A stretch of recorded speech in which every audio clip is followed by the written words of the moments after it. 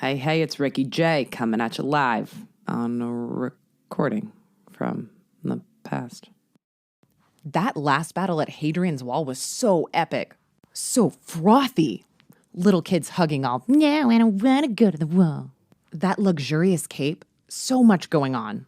Nephritic syndrome is characterized by marked proteinuria, greater than 3.5 grams a day due to underlying GBM alterations, as well as podocyte damage and fusion. The biggest difference between nephrotic and nephritic syndrome is the presence of significant inflammation. Nephritic glomerulopathies usually involve immune complex deposition with an exuberant inflammatory infiltrate and hypertrophy of mesangial cells. There's significantly less proteinuria, and because of the inflammatory damage, both red blood cell and white blood cell casts are found in the urine sediment. Yep, hematuria is much more prominent in nephritic syndromes. And speaking of, no greater amount of blood has been spilled over a single wall than the Great Wall of China. Only a few years before William Wallace was rallying his troops against the English, far to the east, another battle was raging. The Mongols were rapidly moving southward in their quest to conquer the territory of the Jin dynasty. And in 1213, Genghis Khan and his armies had finally reached the Great Wall. Next, an invasion right into the heart of China. All right, the layout of the battle is pretty similar to last time, with the wall representing the glomerular basement membrane. So let's get our bearings. There are 3 layers we have to cross before we can get from the lumen of the glomerular capillaries all the way to the inside of Bowman's capsule, or Bowman's space. This time the glomerular capillaries are rings of Mongols getting cozy around the fire, planning their next move. The field surrounding the capillaries, that's the mesangium, the cells providing structural support to the glomerulus. And the glomerular basement membrane, it's hard to miss this time, because you can see it from frickin' space. It's the Great Wall of China. Just on the other side of the wall, the ever-watchful podocyte foot soldiers. These guys have foot processes adhered to the basement membrane. Between the foot processes are filtration slits, which provide another layer of selective permeability. So, yeah, they're watching you. And beyond the wall, China, where the river flows. Or, as we call it here at Sketchy, Bowman space, where the urine forms. All right, back to the capillaries. Focus again on the fire smoldering away inside each camp. The underlying theme in nephritic syndrome is inflammation. So, what's triggering all this inflammation anyway? Most of the diseases associated with nephritic syndrome that we'll meet out on the battlefield today cause immune complex deposition. Immune complexes form when immunoglobulins bind to an antigen. And in this scene, they'll be represented by a mace. Kinda reminiscent of a bunch of little antibodies coating an antigen, right? These antigen-antibody complexes then float around in the circulation for a while, before reaching the kidney. That's when they get stuck, depositing somewhere in the glomerulus. Using electron microscopy, you can actually see where these immune complexes ended up.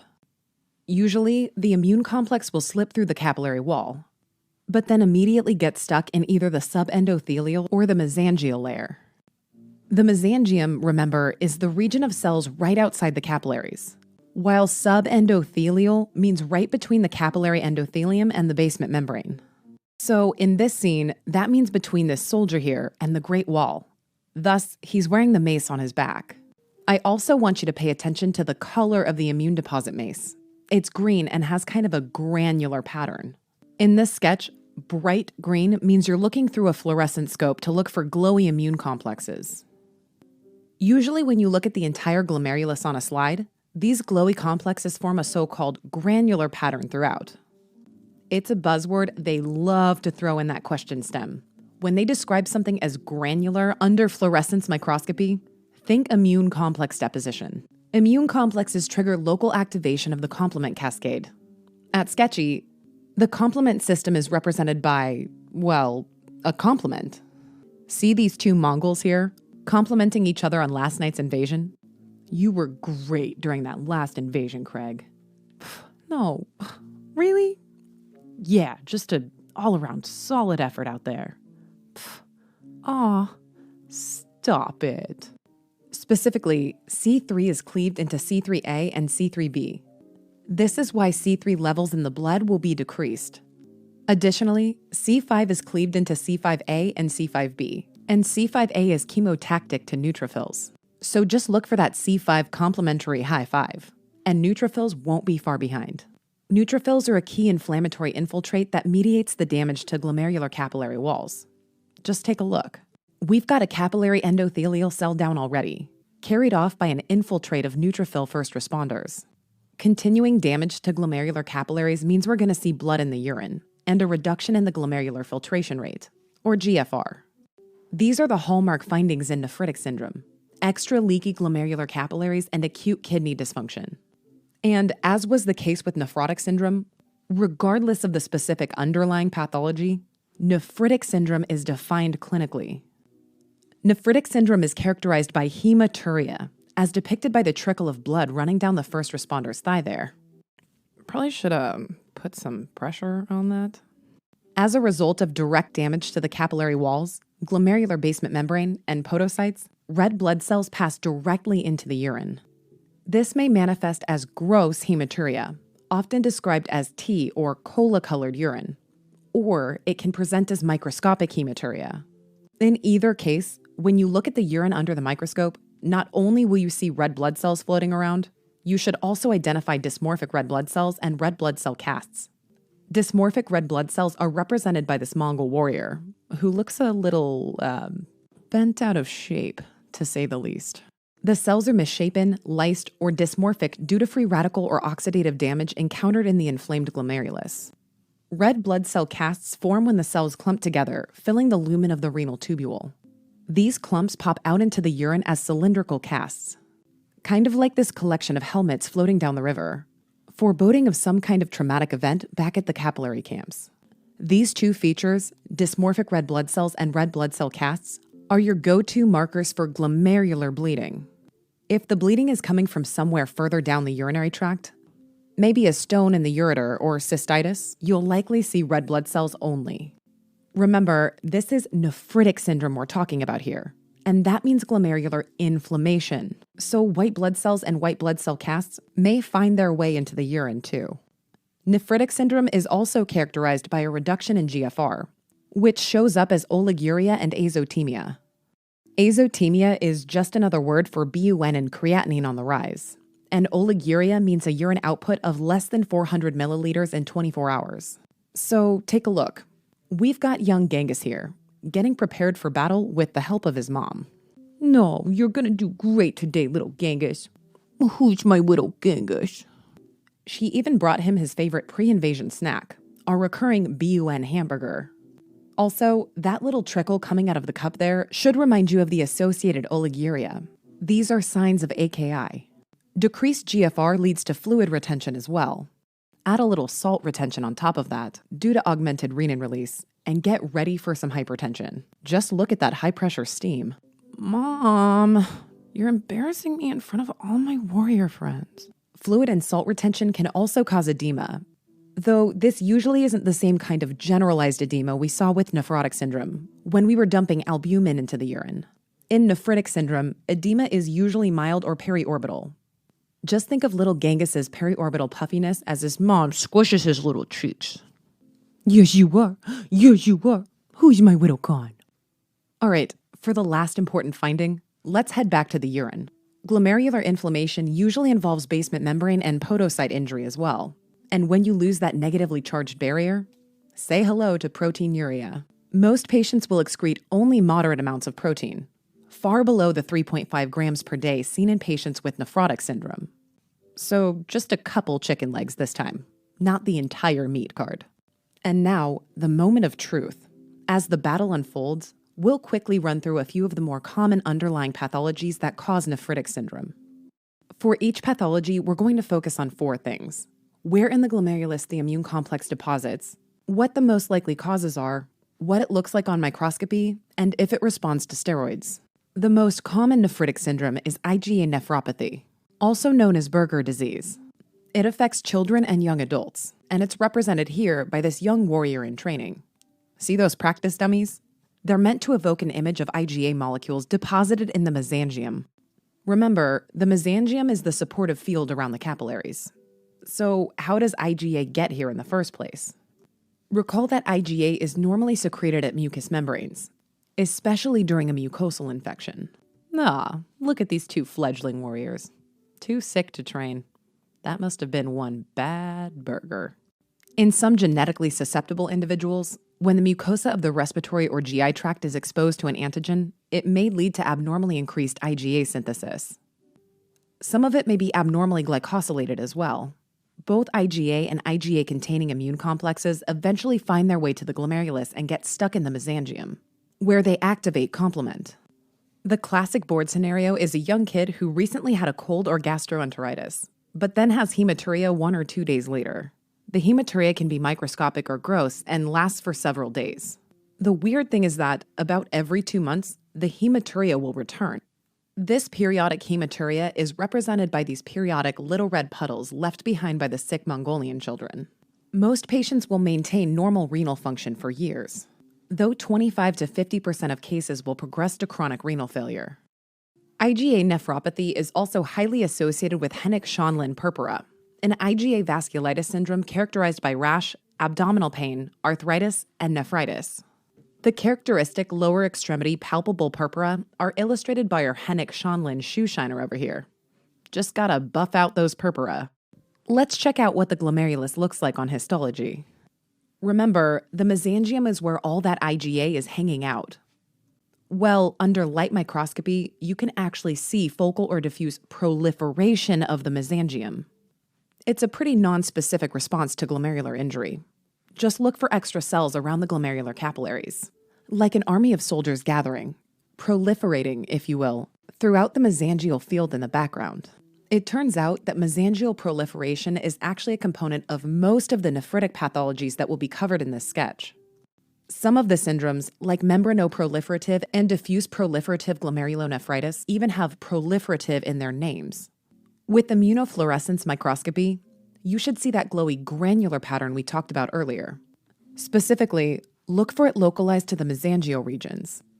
Notice that we've painted these IgA dummies in the mesangial field that characteristic gritty, granular fluorescent green color. This same color will pop up throughout the sketch whenever we want to highlight the location of immune complexes. Like most inflammatory diseases, IgA nephropathy responds well to steroids and conservative therapy. That's why the warrior in training here is wielding our recurring steroid moon facies moon shield. All right, let's move on to the most common type of post-infectious glomerulonephritis, post-streptococcal glomerulonephritis.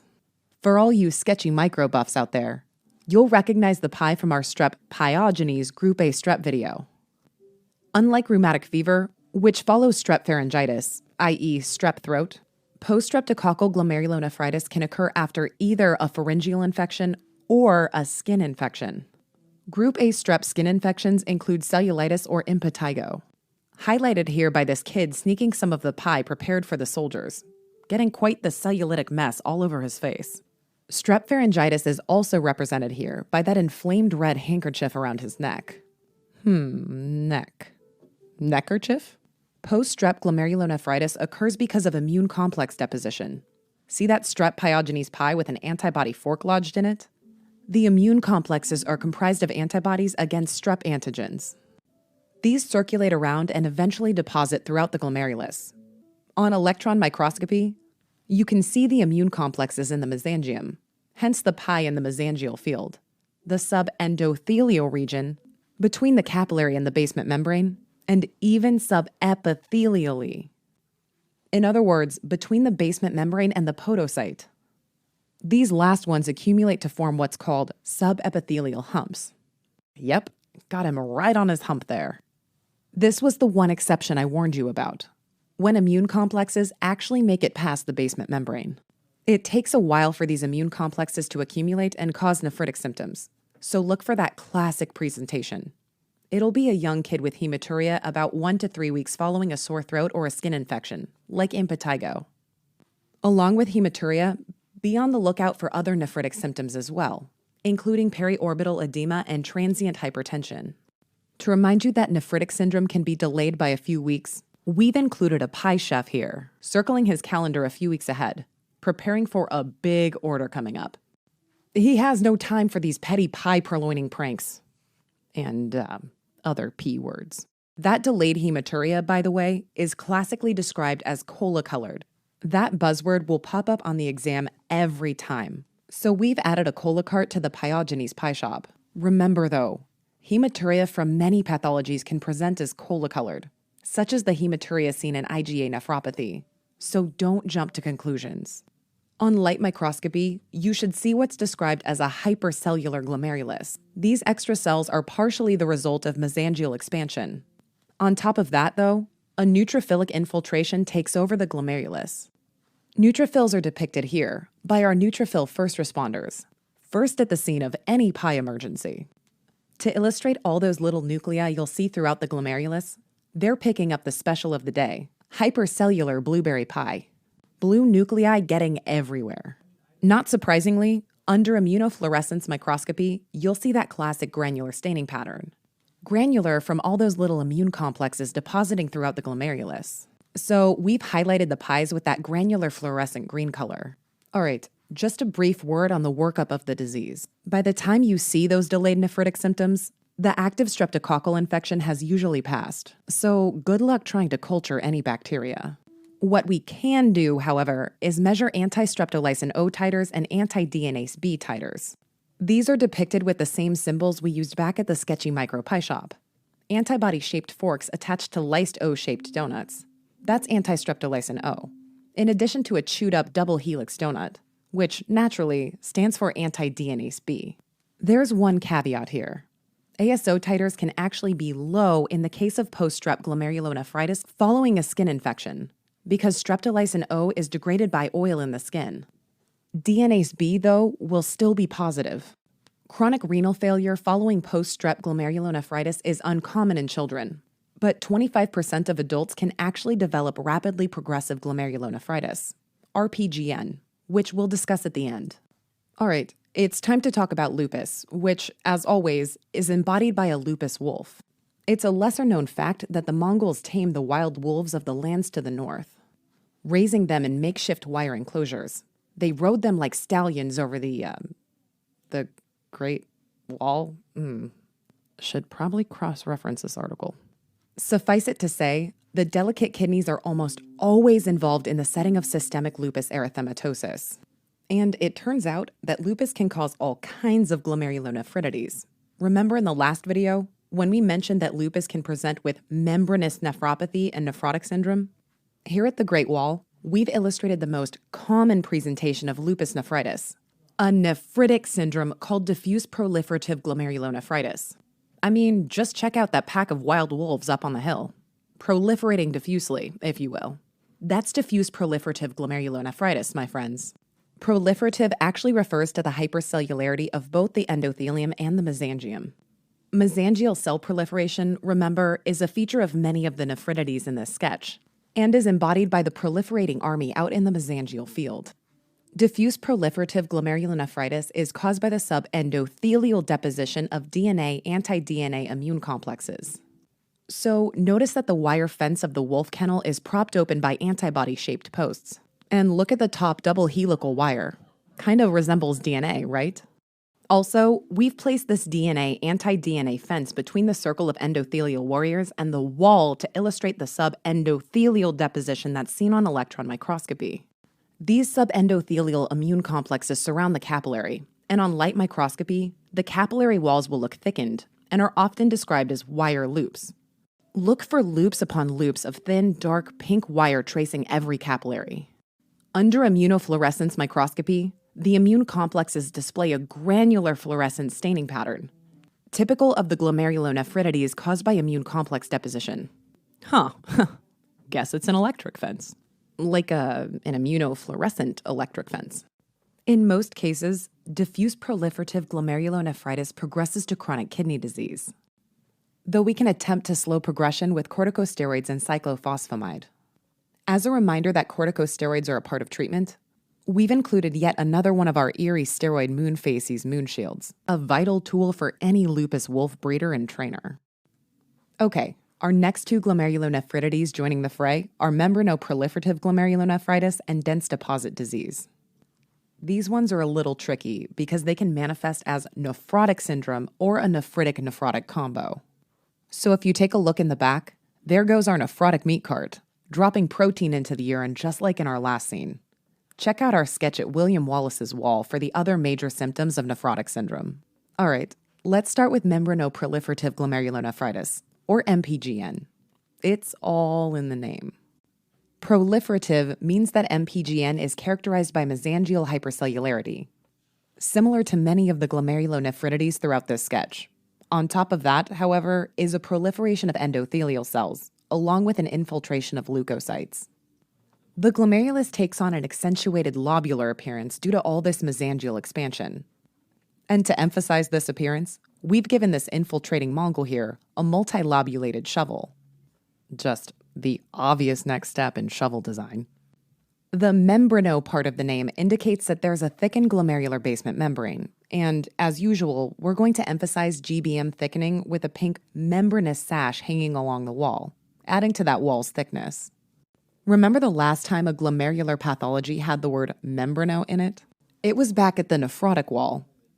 That long, majestic, yet somewhat cumbersome membranous cape was worn by our soldier embodying membranous nephropathy, a common cause of nephrotic syndrome in adults. In that scene, the basement membrane was thickening due to that whole spike and dome thing, which involved immune deposits getting incorporated into the GBM. Well, in this scene, the GBM thickening is due to all that mesangial cell proliferation. Yep, this time it's membranoproliferative. As the cells proliferate, they sort of dig into the GBM and split the membrane into two. On electron or light microscopy, the ingrowth of mesangium splits the GBM into what looks like a double layer. This finding is termed tram tracking. Like the other pathologies causing nephritic syndrome so far, MPGN is a disease of immune complex deposition. The immune complex is usually formed during a chronic disease process when the antigen sits around in the body for a long time. The usual culprits are viral infections like Hep B or Hep C, chronic bacterial infections, autoimmune diseases, and monoclonal gammopathies. So many causes. Just think of these viral, bacterial, and immune lanterns lighting up the digging operation. We've even designed the post there to look like antibodies. Again, your B cells are making antibodies to these recurrent or persistent antigens, and immune complexes form. On electron microscopy, these immune complexes can be seen primarily in the subendothelial space. So we've placed the antibody lantern post between that ring of capillary soldiers and the Great Wall, subendothelially. Also, immunofluorescence microscopy will show that granular staining pattern we keep talking about, typical of immune complex deposition. Hence the lantern's granular green glow. About 40% of patients with MPGN progress to end-stage renal disease, and response to corticosteroids is not well established. Also sneaking around in the wall is dense deposit disease, historically known as type 2 MPGN. In most cases, the light microscopy findings are similar. You should see a lobular glomerulus with a proliferation of mesangial and epithelial cells. Not only that, the GBM is thickened in a similar fashion, with that classic double contour or tram track appearance caused by ingrowth of mesangial cells into the basement membrane. This time, however, instead of subendothelial immune complex deposition, a mysterious, unidentified material deposits right inside the basement membrane, hence the name dense deposit disease. So mysterious. It's just like these infiltrating Mongols here, laying down, I'm not sure what that is, actually, right inside the wall. Notice, too, that the dense deposits are attached by a long, dark ribbon extending through the wall. The GBM eventually transforms into a long, irregular, and extremely electron-dense ribbon. And on electron microscopy, it will look like a thick black line is tracing the capillaries throughout the glomerulus. The pathogenesis of dense deposit disease is not well understood, but the overarching theme seems to be excessive activation of the alternative complement pathway. Hence the excessive amount of complements being thrown around by these three diggers here. Whoa, I love your hole, dude. Nah, brah, I love your hole. Some patients develop an autoantibody called C3 nephritic factor. This autoantibody binds C3 convertase and prevents its degradation, leading to sustained, chronic activation of the alternative complement pathway. C3 nephritic factor? More like C3 neph friendship bracelets for three best friends. Take a close look, and you'll even see little antibody charms on the bracelets. stabilizing their friendship forever. You gotta have impeccable timing to land a three-way high five like that, by the way. Form that perfect little air pocket in the middle. Nailed it! There are characteristically very low levels of C3 since it's being continuously cleaved into C3A and C3B, while levels of C4 remain normal. It's not yet clear why excessive complement activation leads to the glomerular changes seen in dense deposit disease. And remember, it's neither complement nor immune complexes depositing in the GBM. It's just some unidentified, I don't know, okay? Just leave me alone. All right, it's time to pull out the big guns. A brand of mercenary soldiers known only as rapidly progressive glomerulonephritis, or RPGN. As the name implies, RPGN is not a histological diagnosis. It's a clinical syndrome. The words rapidly progressive emphasize the rapid decline in kidney function and oliguria that can, in some cases, lead to death within weeks to months. And it looks like the mercenaries are rapidly progressing beyond the wall as we speak. The hallmark feature of RPGN is the formation of crescents within the glomerulus that cause obliteration of the architecture and rapid deterioration of renal function. These deadly crescents are embodied by these vicious, crescent-shaped lances wielded by the incoming warriors. There are three main types of RPGN based mostly on immunologic features: immune-mediated, posse-immune, and antiglomerular basement membrane disease. Let's start with the immune-mediated mercenary. Think back to all those immune complex-mediated glomerulonephritides we illustrated throughout this sketch. Post-streptococcal glomerulonephritis, lupus, IgA nephropathy, Henneck-Schonlein purpura. Crescent formation can be a complication of any one of these syndromes. Thus, our first crescent warrior here is carrying an immune complex MACE. Under the microscope, RPGN glomeruli will show segmental necrosis and breaks in the glomerular basement membrane. Just take a look at that huge necrotic fissure that's opened up in the Great Wall. Soon, all kinds of molecules and cells rush through the basement membrane, right on into Bowman space. Plasma proteins start to leak through, for example, and fibrin deposits. Fibrin deposition is depicted by these fibrous twigs scattered behind the mercenary as he launches his attack. That characteristic crescent shape forms as the epithelial cells of Bowman's capsule retaliate by proliferating inward, filling Bowman space with a mass of cells. Much like the Chinese army here, responding to the attack by advancing towards the wall. Leukocytes are also present in the hypercellular mixture that forms that final crescent shape, mostly monocytes and macrophages.